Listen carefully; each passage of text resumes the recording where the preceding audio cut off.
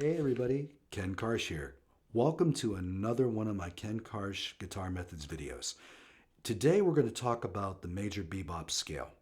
So, the major bebop scale is a major scale that has a chromatic inserted between the 5th and 6th degree.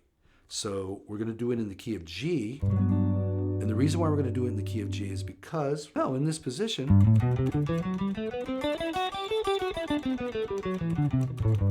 you've got a perfectly well-aligned 2-octave scale. So, here's your G major scale. So, the chromatic insertion happens between the D and the E, the 5th degree and the 6th degree, or the 13th degree. The note that's inserted is D sharp or E flat, and it's D sharp if it's a sharp 5. It's an E flat if it's a flat 13th. Sharp 5, flat 13th. For now, what I'm going to do is I'm going to refer to it as E flat, just so I don't trip over my words as I talk. So, and the fingerings forward are pretty straight ahead. What happens is that you do this, you can go up in position with your 4th finger like that, and come back with the 4th finger like that. You can also do this, 1, 1, or any combination thereof.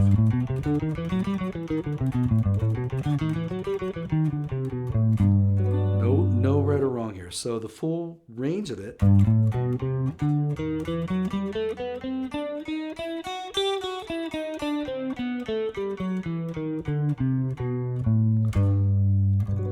okay, so the notes that are primary passing tones, not avoid notes, primary passing tones, are the flat 13th sharp 5 and the 4. Okay, so if I were to play those notes over the G major 7 just by themselves, which I'm about to do now, we'll start with the E flat.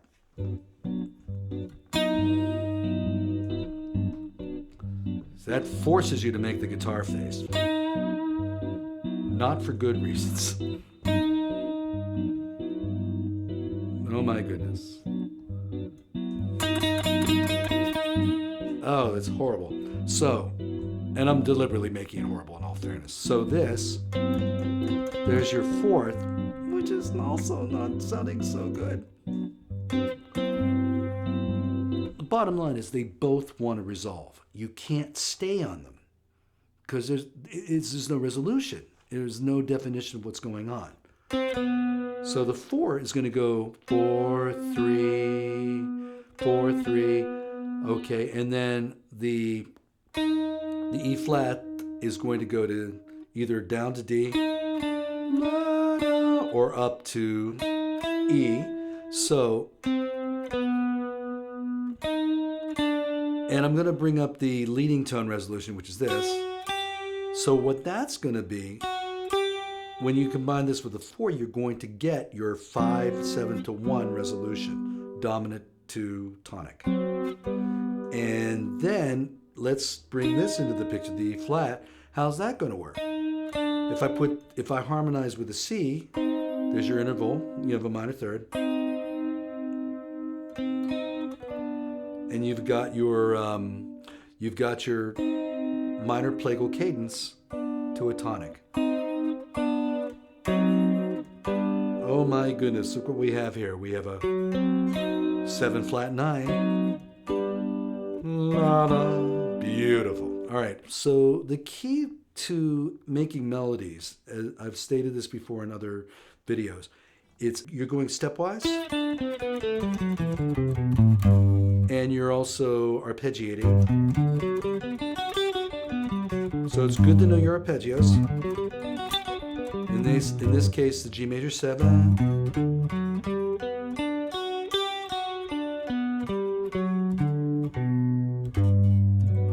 Okay, and so a lot of phrases that happen are off. So what I'm going to do is I'm going to take this, and this is F sharp to G to B to D to F sharp, and I'm going to play a phrase just with that. There it is.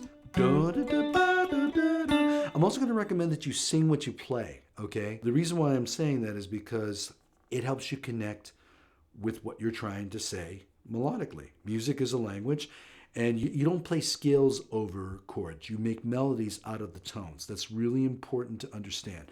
The scales, to quote my friend, the great guitarist Henry Johnson, scales are the alphabet of the musical language. And this is one of the alphabetical systems that we're using. So we're using some of that. So a simple phrase. And like I said, I'm not going to sing it all the way through because you don't want to hear me do that all the way through the video. And quite frankly, I don't want to do it either. So here we go. So here is the chord in the background. Now,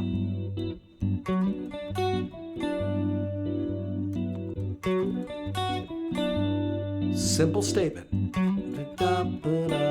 right? Now, I haven't added anything out of the realm of like pure tones. So I'm going to first put the C in because it's part of the original major scale. There it is. There it is again. You can go to the fifth. Now we're going to add the E flat, and this is what happens when you do that. So I like that. Yeah. Yeah. See how many ways you can do that? So here it is again.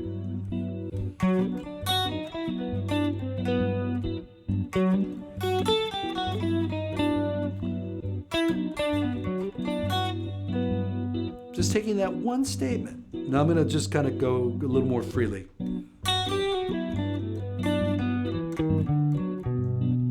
Right? So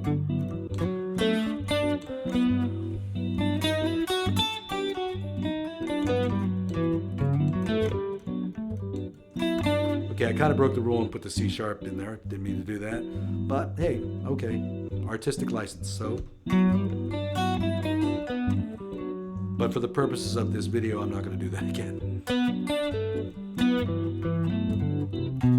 Resolving.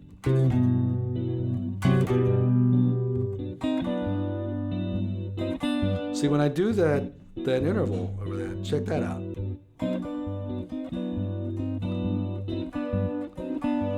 It's a little dissonance, but it works. You're moving it quick, moving it through. Small, simple phrases. Always start with small, simple phrases. Everybody wants to do. Okay, that's cool, but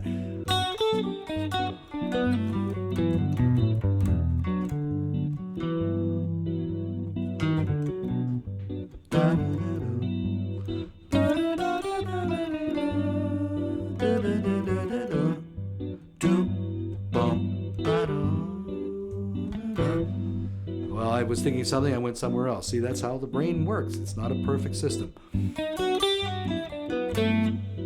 The trick is with improvising is that what's really important is that you have to be willing. You have to be willing to make mistakes. When I'm teaching beginning improvisers, one of the things I encounter is their unwillingness to fail. You have to be willing to stumble. You have to be willing to say simple statements and just in enjoy the process. The other thing is that it's supposed to be fun. So it's very important to have fun when you're doing this. Really important. So, because it's music, you're making music, you're learning music, you're enjoying music. So the palette, which is, or the alphabet, the various movements stepwise, arpeggios, combination. There it is, okay?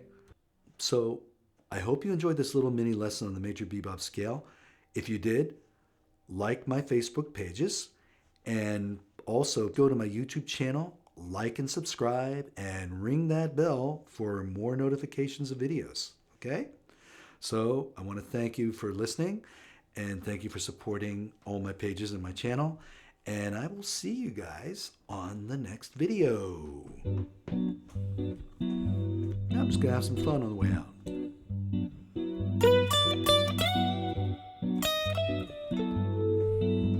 Stay simple. Stay very simple.